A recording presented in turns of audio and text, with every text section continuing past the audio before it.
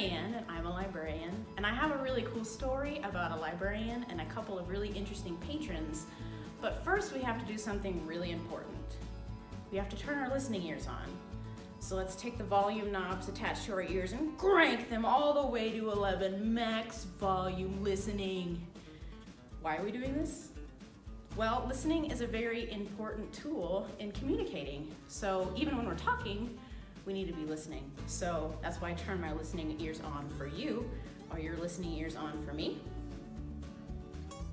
All right. So our story starts off with a librarian.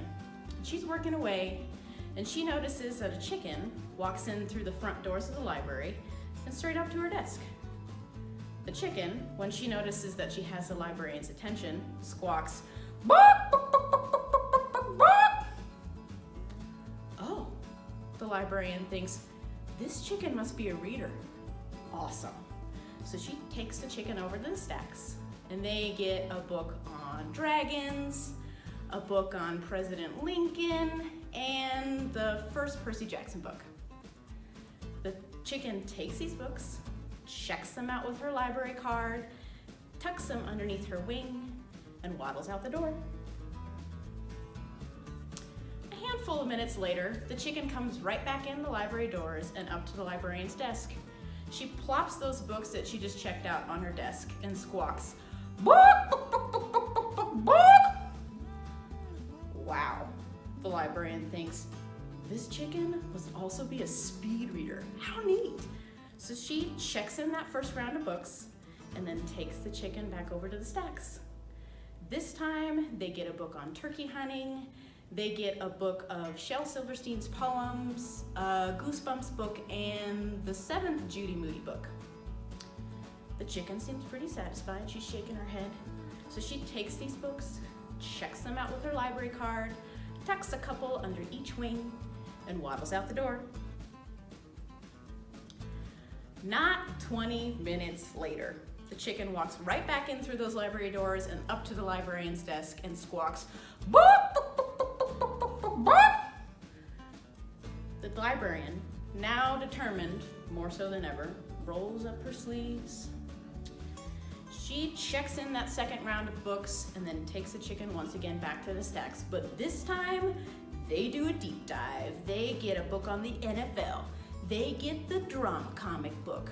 They get a book about snakes, a book about ghost hunting, the first Harry Potter book, and the Sal and Gabby Break the Universe. The chicken then takes these books, checks them out with her library card, tucks them underneath each wing and a couple in her beak, since there's a lot this time, and waddles out the door.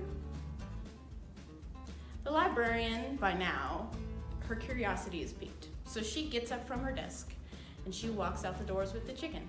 She follows that chicken through the parking lot, down the street a couple blocks, and finally to a large park. At the park, the chicken disappears behind a grove of trees. So the librarian creeps up and peeks through the branches.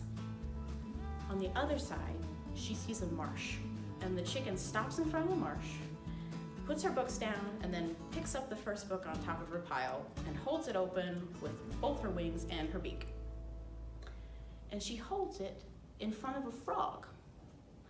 The librarian is kind of confused, so she inches just a little closer, just in time to overhear the frog say, "Read it, read it, already read it."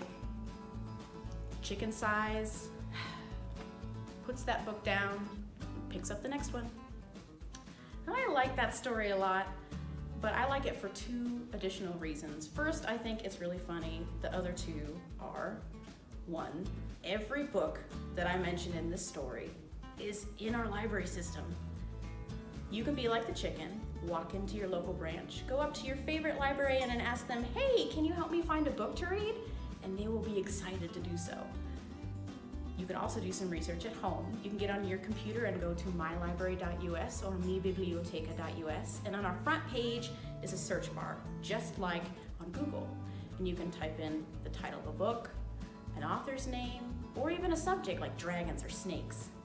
and you'll find a book in our catalog. Just hit the requests button next to it. Make sure you click your library's name, and then it'll be sent off to your branch for you to pick up later as a hold.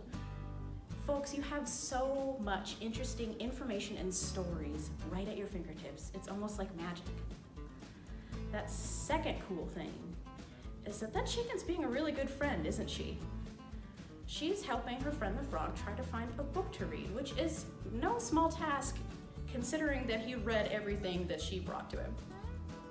So you can be like the chicken, and once you learn how to use the library, you can teach a friend how to too. Or, better yet, you can make a friend by helping them learn how to use the library, and then you can experience the magic of the library together. Thank you for tuning into this video. As always, we appreciate it. Until our next video, stay happy, stay healthy, and have a great day. Goodbye.